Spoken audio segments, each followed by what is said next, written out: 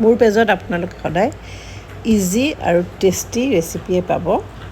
আহকচোন এটা আলু ভাজি বনাওঁ। এয়া খুন্দি ল'বলৈ জলকীয়া ল'লোঁ, আদা ল'লোঁ, জিৰা ল'লোঁ, পিঁয়াজ কুটি ল'লোঁ এটা আৰু এনেকৈ খুন্দি গ'লোঁ।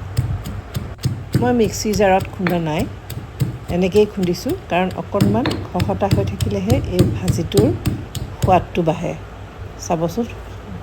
আৰু এতিয়া মই অলপ ধনিয়া, এইটোৰ কাৰণে মই স্পেচিয়েলি আনিছোঁ এই ভাজিটোৰ কাৰণে, আপোনালোকক দেখাবৰ কাৰণে, কাৰণ এইটো ধনিয়াৰ ছিজনতে খোৱা বস্তু।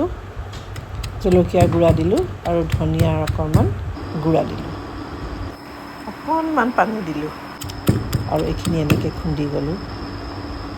তেল গৰম কৰি গৰম হওঁতে শুকান জলকীয়া এটা দিলোঁ, অকণমান সৰিয়হ ফুটাই দিলোঁ, জিৰা কেইটামান দিলোঁ, জিৰা খুন্দোতেও অকণমান দিছোঁ, আৰু কেপচিকাম কাটি লৈছিলোঁ, সৰু সৰুকৈ কেপচিকাম দিলোঁ, অকণমান হিং দিছোঁ।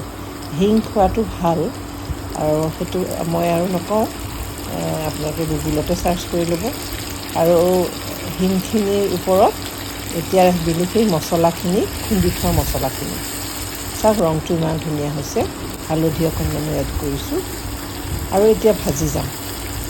একদম ধুনীয়াকৈ ভাজ খোৱালৈকে এইখিনি ভাজি ল'ম আগতে, কাৰণ আলুখিনি মই সিজাই লৈছোঁ, সেয়েহে কেপচিকামখিনি ভাজি অকণমান সিজাই লৈছোঁ। চাওকচোন তেল বিৰিঙি আহিছে, এতিয়া অলপমান ভালকৈ ভাজ খাইছে। এতিয়া মই অকণমান জালুকৰ গুড়াও এড কৰিছোঁ, নিমখ অকণমান দি দিলোঁ সোৱাদ অনুসৰি। মছলা আপোনাৰ যি যি ভাল লাগে সেয়াই দিব পাৰিব। বহুত বেছি জুই দিয়া নাই, জোখৰ জুইয়ে দিছোঁ।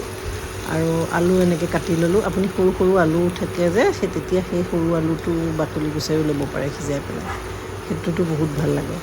আৰু এতিয়া মই এনেকৈ চাওক ধুনীয়াকৈ মিক্স কৰি দিছোঁ।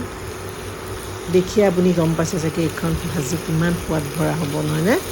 আপুনি দালি ভাত ৰুটিৰ লগত সকলোৰে লগতে খাব পাৰিব। মাত্ৰ এইখিনি মছলা স্কিপ নকৰিব। এতিয়া এই ভাজিখন প্ৰায় হৈ আহিছে ধুনীয়াকৈ।